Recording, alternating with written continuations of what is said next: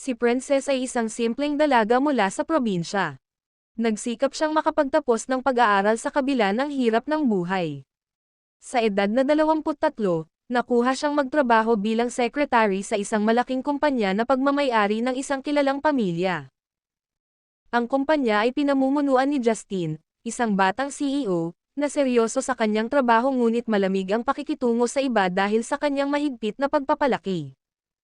Unang araw pa lang ni Princess sa trabaho, napansin na niya si Justin.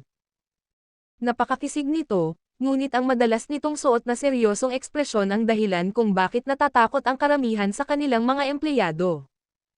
Gayunpaman, si Princess ay may kakaibang sigla at kalikasan, dahilan upang maipakita ang kanyang natural na pagiging palakaibigan.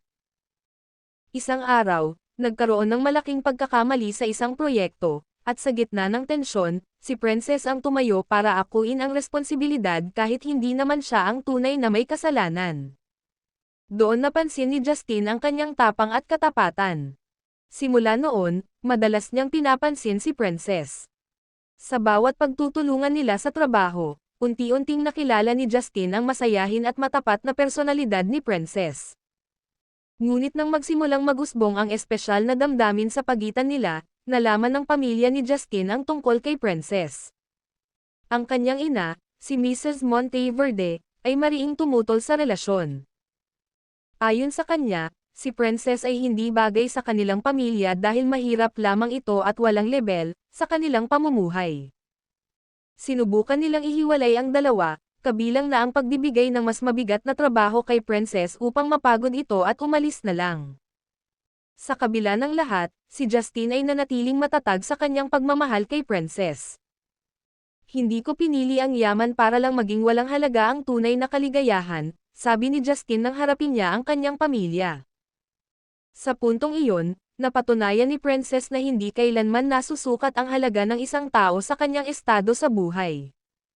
Napagtagumpayan nila ang lahat ng pagsubok sa tulong ng kanilang pagmamahal.